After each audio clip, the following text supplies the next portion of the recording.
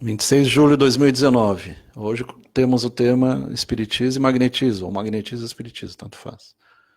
Segundo Kardec, o Espiritismo vem confirmar o magnetismo. Lembrando que durante 30 anos ele estudou magnetismo, praticou, ele era um magnetista, além de professor e pedagogo, e do método Pestalozzi, e durante 10 anos estudou o Espiritismo. Foi um terço do tempo do estudo do magnetismo em si. E ali nós vamos ver Deleuze, Duputet e o Mesmer, que foi o criador do mesmerismo, até chegar a Kardec. Então, o Mesmer é 1770, em torno de 100 anos antes. Então, os discípulos de Mesmer, do magnetismo ao sonambulismo, o dogma materialista, o perispírito. Então, esse é o tema magnetismo e espiritismo, do fonte de luz. Aqui nós temos o raio de luz, lá é o fonte de luz, é um trabalho do espírito. Então, os discípulos de Mesmer. Deleuze, Duputet, Possegur, Marquês, 1751, 1825. O Mesmer é um pouquinho antes. Caracterizava como nenhum outro princípio vital. Lembrando que... Oi? Esse é o Possegur. É o Marquês de Possegur. Possegur é uma cidade, né? O nome dele não lembro agora. É um nome bem comprido. Chastener, se não me engano. E princípio vital é o princípio de vida. Então, o vírus tem, o Monera, reino protista, todos têm princípio vital. O animal, a planta, e ele diferencia do princípio espiritual, que seria a alma, a mônada ou o espírito. O que você perguntar? É o princípio de vida. Atribui mais importância à vontade. O que diz ali? Prolongar bem. Ali ficou tudo junto, que estranho. Importância da polaridade do organismo. Estuda profundamente sonambulismo, técnica determinante para elucidar o magnetizador no trabalho para obter a cura do paciente. Lembrando que o magnetismo, então, positivo, negativo, tem a vida física, e foi o precursor também das técnicas de hipnose, tem a ver com o hipnotismo também. O Deleuze, 1753-1835, junto aos princípios de Mesmer, as observações de Possegur, valorizando os procedimentos e adotar. Distancia de uma corrente mais mística, sem deixar de se sublimar. Por que mais mística? Porque o Mesmer estudou astronomia, tinha um tom mais místico. Magia da mente. Sem deixar de sublinhar a importância da moral religiosa. Entende a crise como um processo que não deve ser contrariado. Se tu pegar, por exemplo, o Charcot, ele estudava o Charcot, o Breuer, o próprio Freud estudava, o Libo estudavam com pacientes histéricas, então pacientes já doentes. Então outros desses aí trabalhavam também com pessoas sadias também, dando pessoas sadias com... E aí até chegar ao hipnotismo, a hipnose propriamente dita, que é aparente do sonambulismo. E aparente do hipnotismo também. São diferentes graus ali, tem a letargia, a catalepsia. Voltando lá. Então, processo de cura, o magnetismo não seja panaceia para todos os males, é antes complementar a medicina. Então, é uma disciplina complementar, não é remédio para tudo. Que o Mesmer propunha usar para praticamente tudo, aí foi uma falha dele.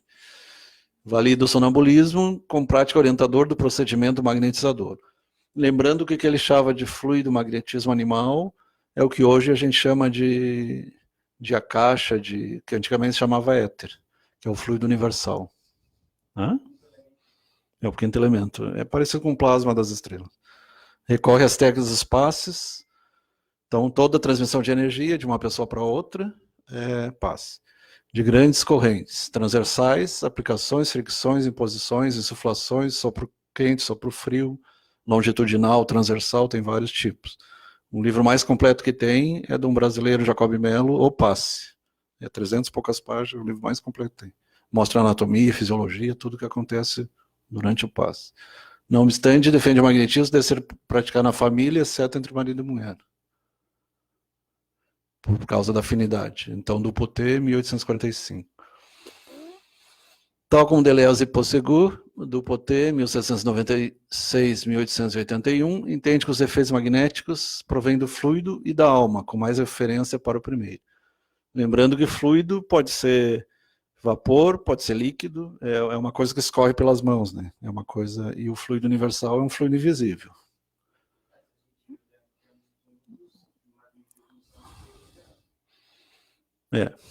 O ferromagnetismo é do ímã, do magnetita, do âmbar, né?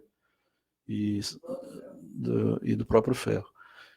E o biomagnetismo é o magnetismo animal, tanto vegetal, animal, iominal e angelical também.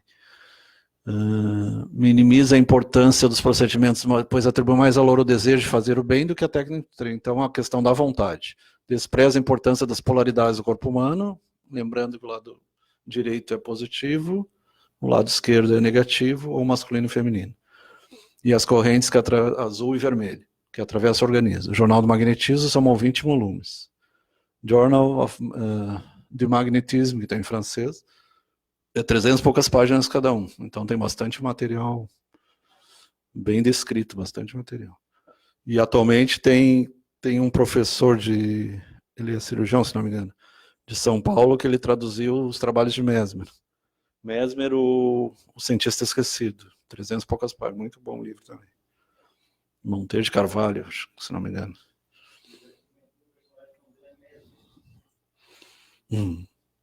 Aí vem o termo mesmerismo. Então ele fala...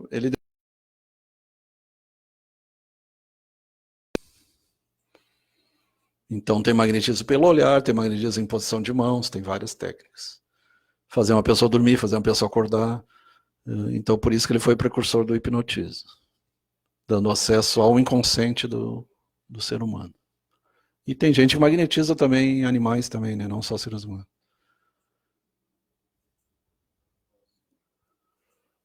Do magnetismo, então, o sonambulismo. O sonambulismo tem o natural, são aquelas pessoas que acordam à noite e fazem atividades como se caminhando como se estivessem acordadas. E o sonambulismo artificial ou provocado é quando é através de um aplicador de passe, um magnetizador. É o natural, né? Como assim doença? Não, aí tem a catalepsia, tem a narcolepsia, aí são doenças mesmo, né? Problemas do sono. Tem alguns distúrbios do sono. O agente magnético, além das propriedades já estudadas, então positivo, negativo, os polos, possui uma virtude sedativa. Na verdade, tu pode sedar quando é a distância, ou se tu tocar na pessoa, tu vai estimular, mas geralmente é a distância. E também a longas distâncias dá para fazer também, radiação à distância. Antigamente é chamado passes para o escuro, ou irradiação. Né? Por consequência, isso aí é complementar a prece, né? A oração, para entender como é que funciona a oração, é através do magnetismo também, por ondas. Por consequência, como dizia o nosso amigo Tesla, tudo é frequência, onda e vibração. Exerce uma ação sonífera ou adormecedora sobre um grande número de magnetizados. Também não é raro ver cair lentamente ou de repente um ser bem acordado em sono profundo. Se você tiver curiosidade, é interessante, tem uns vídeos do mesmerizo.com, é um francês que ele dá aula, ele faz a pessoa cair no chão, faz acordar, faz dormir, é muito interessante. Tudo utilizando a metodologia do Mesmer. E no sonambulismo, Deleuze e o Duputé aprofundaram os estudos. Sem administração de uma única dose de ópio ou de qualquer outro sonífero. É dominar, inclusive até pelo olhar, o chamado olho gordo. É dominado, aniquilado como morto, não sente mais nada, com exceção de sua ação. Uma ligação misteriosa se estabelece entre os dois sistemas nervosos, como na telepatia e na hipnose também. O Dr. Mesmer dizia a seus discípulos sobre o sono magnético: nesse estado de sonambulismo perfeito, o indivíduo no qual ele está desenvolvido torna-se-ia para o médico bem instruído sobre o magnetismo animal. Um telescópio ou um microscópio com o qual poderia se aperceber de todas as indisposições. Então ele consegue descrever doenças em si ou em outras pessoas, todas as doenças, sobretudo suas causas e curas, até as obscuras, veladas e não apreciadas. Aí entra no que a gente chama registro acástico. Tudo que a gente pensa, produz, a nível etérico, a nível astral, no universo, fica registrado, nada se perde. Nesse ponto, o Lavoisier, né? Estava certo, nada se perde. Tudo fica registrado, chamado registro akáshico, estudado pela física moderna.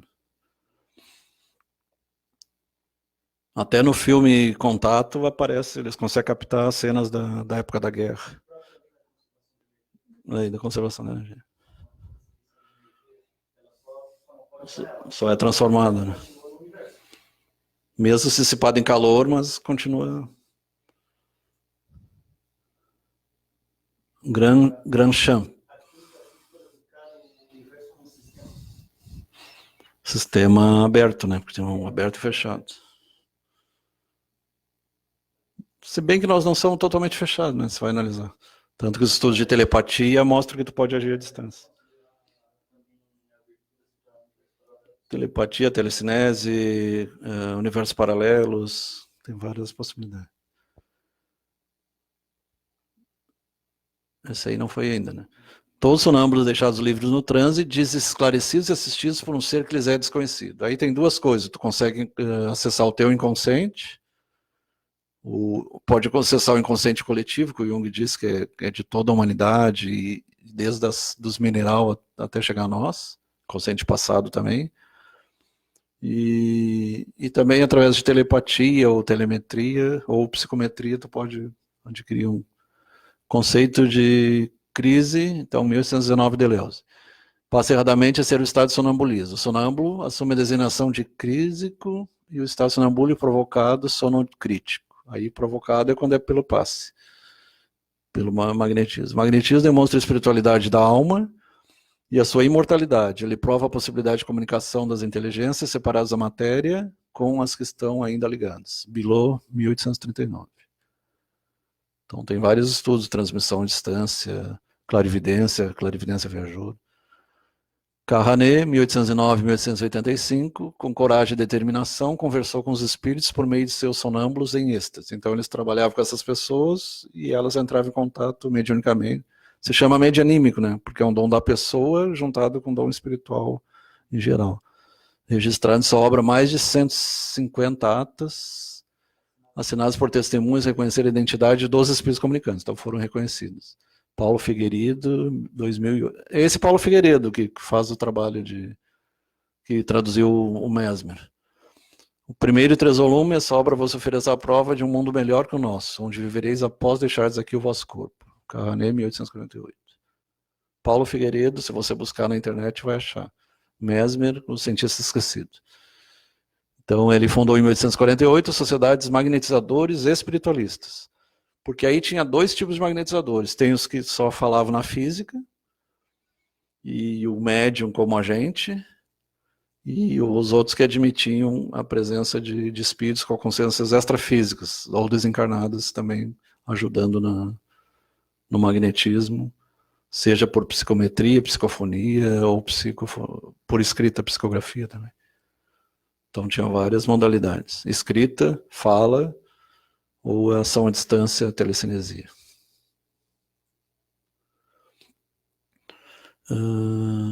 O próprio Barão do em carta enviada a Afonso Carranet, afirmou: tratais com uma antecipação de 20 anos dessas questões. A humanidade não está preparada para compreendê-las.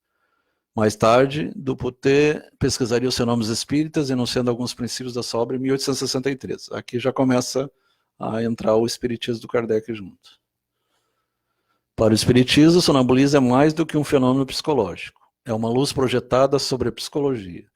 É aí que se pode estudar a alma, porque é onde essa se mostra descoberta. Lembrando que psicologia seria o estudo da alma, né? Então ela volta à sua origem, ao seu objetivo, que está a alma, não o corpo. Não apenas comportamento. O próprio comportamento seria...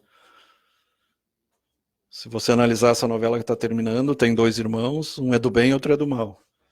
E o cara continua fazendo maldade. Então é o cara que já nasce com tendência para maldade, é coisa do espírito, independente de ser irmão, de ser da mesma família, mesma educação, um faz o bem, outro faz o mal. Isso é uma tendência humana mesmo.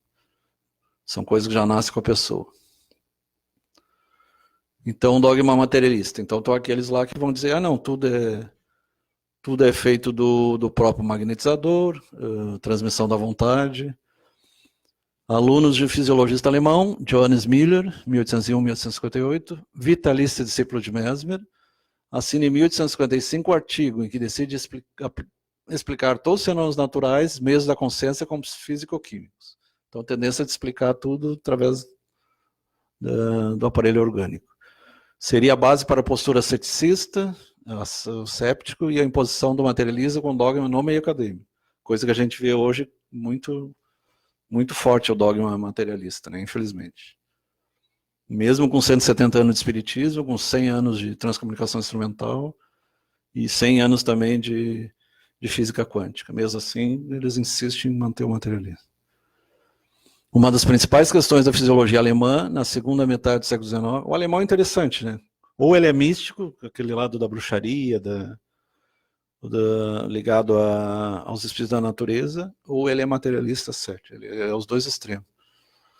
Então, na segunda metade do século XIX, aceitação recusa de forças vitais da explicação das origens do calor animal. Tanto que eles tinham o chamado calorífico, né? Como se fosse a substância do calor. Depois viram que não existia o tal calorífico, o calórico. Essa discussão nasceu do desenvolvimento desconhecimento da impossibilidade de observação do fluido vital por meios físicos materiais. Alguns conseguiram fotografar, e hoje nós temos tanto a foto Killian quanto a foto GDV, do Konstantin Korotkov, fotografia da aura. Então são coisas de 60 anos, 70 anos, bem recentes. Em 1930, alguns conseguiram filmar, Reichenbach, que era barão também, conseguiu filmar essas irradiações, mas é bem difícil filmá-las. A princípio elas são invisíveis. Tem que usar infravermelho, alguma técnica para poder vê-las, detectá-las. Né? Ou eles usavam muito antigamente, há 100 anos atrás, o magnésio, é uma luz avermelhada. Então, uma luz de magnésio ou infravermelho. Aí consegue fazer fotografias. E mesmo assim o séptico vai tentar achar uma explicação. Desculpa. A propósito, Ludwig Bruck, o propósito era contrariar a convicção do seu mestre Miller de que o impulso nervoso era uma função vital. Para tal, juntar a si mesmo, validar que o organismo apenas tem como forças as físico-químicas. Inclusive, atualmente, se diz que dentro dos microtúbulos, através de um processo quântico, existiria a conexão da alma com o corpo. Então, sempre existe essa tentativa de juntar o material com o imaterial. Claude Bernard, do meio interno, fisiologista, 1831-1878, que seja sempre destituída de espontaneidade e nada provoca. Aí depende da vontade do operador. Né? Assegurar que o cérebro secreta o pensamento seria o mesmo que dizer que o relógio secreta a hora ou a ideia do tempo. Tu vê como ele era avançado, né? Reinholds, contemporâneo de Bernard, acrescentava: a nossa geração tem sido obrigada a sofrer a tirania da metafísica espiritualística. Provavelmente a geração mais nova terá que evitar a metafísica materialista. Não esqueçamos, um era só metafísico, o outro era só material. O materialismo é uma hipótese metafísica. Se isso for esquecido, o materialismo converter-se-á num dogma que irá entorpecer o progresso da ciência. Irá conduzir, como todos os dogmas, a uma intolerância violenta. Interessante. Estão mostrando que a espiritualidade é anterior à materialidade. E a consciência é anterior ao cérebro. Em 1867, Camille Flammarion, astrônomo, 1842-1925, alertava: um erro capital é imaginar-se com direito de afirmar sem provas. Coisas que a verdadeira ciência profundamente silencia, afirmam-nas categóricos. Afirmam como se houvessem assistido aos conselhos da criação ou como se fossem os próprios autores dela. Principalmente os que negam Deus, né? Os campeões da ciência que pretendem apresentá-la e falar com e por ela não se dignam a seguir o método científico, de nada afirmar sem provas. Então, o próprio método científico diz que tu tem que ter provas para afirmar o contrário. Aqueles outros materialistas alemães podem, porém, dizem, afirmam, nego, isto é, aquilo não é. E a ciência julgou decidir, condenou, posto que no que dizem não haja sombra de argumento científico. E teve cientistas que foram mortos, ou perseguidos pela igreja, ou perseguidos pelos próprios colegas. É o lado negro da... Hegel, Comte, Marx e Freud. Todos eles foram críticos da religião dogmática, inquisitorial do passado, mas resvalaram para o mesmo comportamento, dogmatizando a filosofia. Alegando serem científicos, negaram a divindade absoluta, tornando suas ideias absolutas. Engraçado que o Hegel fala sobre a alma, né? E aí como é que é ateu?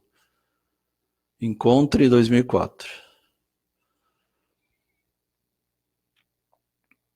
O Comte é contemporâneo lá do Kardec. Há pessoas que veem nos seres orgânicos a ação de matéria e a esta atribui todos os nossos atos. Esse é o dogma materialista.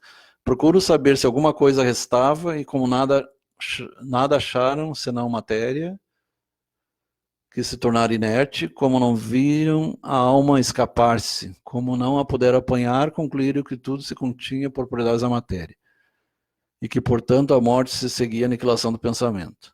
Triste consequência se fora real, porque então o bem e o mal nada significaria. O homem seria a razão para só pensar em si. Seria o egoísmo puro, né? Kardec, Livro dos Espíritos, para pergunta 109. A medicina do século XIX, sustentada na filosofia materialista, na óptica científica, ali é óptica é ouvido, científico do positivismo e do método empírico, passava a validar somente a parte da verdade que decorria dos psicoquímicos. Então, ressuscitando lá os atomistas, lá, Leucipo, Demócrito, lá da Grécia Antiga. Desprezando a causa do fenômeno, concentrava somente nos efeitos, refém de raciocínio tão circulares quanto dogmáticos. Até o cúmulo de fisiologistas e anatomistas dizerem, não achamos a alma, mas a alma é invisível, tu não vai achar dissecando um cadáver. O universo dividia-se entre matéria e nada, rejeitando sem se questionar qualquer hipótese contrária através do processo de ridicularização. A igreja fanática era substituída pelo absurdo do materialismo. Então, a ciência caiu no mesmo erro da igreja, negando. E lembrando que a física diz exatamente o contrário, que a matéria é feita de energia. O que é uma bomba atômica? Né? Alguns gramas, quilos de urânio destrói uma cidade inteira, uma população inteira. Então é pura energia.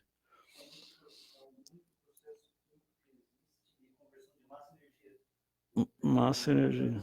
A bomba atômica. No caso da bomba atômica é fissão. Tem a difusão que é pior ainda. A bomba de hidrogênio é pior, que o Edward Teller era num... Em tese, não poderia. Uma é quebrando o núcleo, a outra é fundindo dois átomos. Em tese, isso seria possível, mas se quebra a massa energia, significa que a massa é feita dele. E se tu chocar a matéria com a antimatéria, vai sobrar energia. Então tudo é energia no final. Então tudo é energia. Isso aí, as 7 leis de Hermes, já dizia 4.000 anos atrás, tudo é energia. Passou um ali ou impressão minha?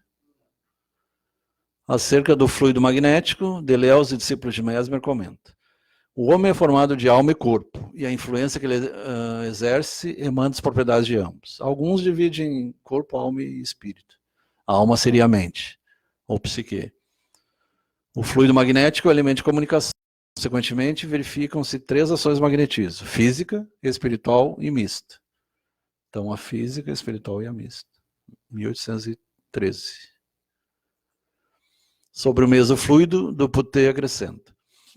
É um fluido mais sutil que a própria luz que atravessa os corpos densos, que a luz não penetra. Lembrando um pouco os neutrinos, né? Alguns falam na questão dos neutrinos, que atravessam, inclusive, o planeta Terra. A alma se veste desse fluido e o torna seu ambiente. Ela recebe e, ao mesmo tempo, exterioriza suas impressões. Seja afetado. Esse fluido, também designado de fluido magnético, explica todos os fenômenos provocados pelo pensamento. O próprio pensamento são ondas que estão transmitidas. Quanto mais forte, mais potência. Duputé, 1840. As considerações psicológicas que acabamos de nos entregar tiveram como resultado fixar-se na necessidade de admitir, na composição da individualidade humana, uma verdadeira tríade e achar esse composto trinário um elemento de natureza essencialmente diferente das outras partes. Charpignon, 1842. Outro nome para perispírito é psicossoma, o corpo biomagnético. Bioplasmático também. O homem é, pois, um ser misto, um organismo de composição dupla, combinação de átomos formando órgãos, elemento de natureza material, mas indecomponível, dinâmica por essência, numa palavra, um fluido imponderável, isto quando a parte material. Hoje já sabe que é componível, né? Até ali. Agora, como elemento característico da espécie huminal, é um ser simples e inteligente. Livre e voluntário, que os psicólogos chamam alma. Princípio inteligente já. Chapinhon, 1842. Livre e voluntário. Então, vontade tem liberdade. E tem livre-arbítrio. Na Revista Espírita, 1867, Kardec fala o seguinte: esse segundo invólucro da alma ao perispírito, então, peri é em volta. Existe, pois, durante a vida corpórea. Alguns dizem que o espírito propriamente ficaria na região do coração ali. E aí o perispírito envolveria ele e o corpo envolveria ele também. Na verdade, são tudo junto, né? Tudo junto e misturado, como se diz. É o intermediário, eles equivalem mais ou menos como se fossem as cascas da cebola, né? De todas as sensações que o espírito percebe. Então, na verdade, quem percebe, quem vê, quem escuta é o espírito, a alma, e não o corpo propriamente. Tanto que um cego em desdobramento ele consegue ver. Um paralisado em desdobramento consegue flutuar. Então, mesmo ele estando organicamente limitado, quando ele está fora do corpo, ele consegue enxergar ou caminhar ou até mesmo escutar. E pelo qual transmite a sua vontade ao exterior e atua sobre os órgãos do corpo. Esse agente misterioso, imperceptível, conhecido pelo nome de fluido nervoso. O fluido nervoso é parecido com a eletricidade, só que ele é composto também através do sódio, do potássio, dos elementos do organismo. Desempenha tão grande papel, magnésio, cálcio, na economia orgânica, e ainda não se leva muito em conta os fenômenos fisiológicos e patológicos. No conhecimento do perispírito está a chave de inúmeros problemas até hoje insolúveis. Se tu estudar acupuntura, técnicas de imposição de mãos, técnicas de reiki, também vai atuar nesse nível aí. E a própria anestesia. Então, concluindo, a matéria por si só é inerte, precisa estar unida ao princípio espiritual. A Gênese 1:48. O próprio escolástico lá da Igreja Católica, Santo Agostinho já dizia, um corpo sem alma é um corpo, um cadáver, né? O que anima o corpo, por isso que a alma é chamada ânima. A ânima é o que anima, né? O objetivo do estudo é o conhecimento das leis do princípio espiritual, a Gênese 1:16. O espiritismo experimental estudou as propriedades dos fluidos espirituais e a ação deles sobre a matéria. Demonstrou a existência do perispírito suspeitado desde a antiguidade, a Gênese 1:39. Já outros pesquisadores já falavam, davam outros nomes, tem mais de 48 nomes, cada um dava um nome. A ideia intuitiva é a potência do raciocínio. O espiritismo vem acrescentar a sanção dos fatos, a prova material da existência do ser espiritual, da sua sobrevivência anterior e sobrevive à morte, da sua imortalidade, tem um início, mas não tem um fim, e sua individualidade, ele continua sendo ele mesmo. Ele dá exatidão e definição ao que esse pensamento tinha de vago e de abstrato. Não é um simples espectro como algumas pessoas pensam. Ele nos mostra o ser inteligente agindo fora da matéria, quer depois, quer durante a vida do corpo, quer antes, quer depois. A Gênese 1:18. Esse segundo invólucro da alma, o perispírito, existe, pois, durante a vida corpórea.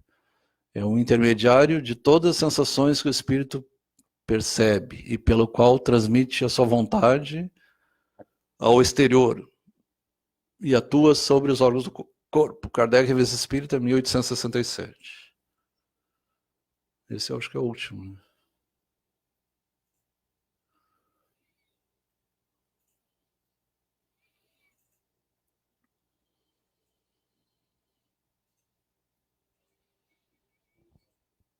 Vamos ver quem está lá. Vai de baixo para cima. Nayara Rinaldi. Mário Alves Pereira. Abraço para o Mário lá. Fabiano Delfim Jesus, Maria do Carmo, Beto Madeira, Clélia Burato, Leonardo Gonçalves, Daniel Alves, Claudeci Silva, Agnes Madeira, Antônio Oliveira, Juscelia Abreu, Aline Souza, Walter Maier, Sebastião Elias, Fernando Conte, Mário Alves, Ivonei Bem. É isso aí. Boa noite a todos. Até a semana que vem. Já tem tema ainda não, né?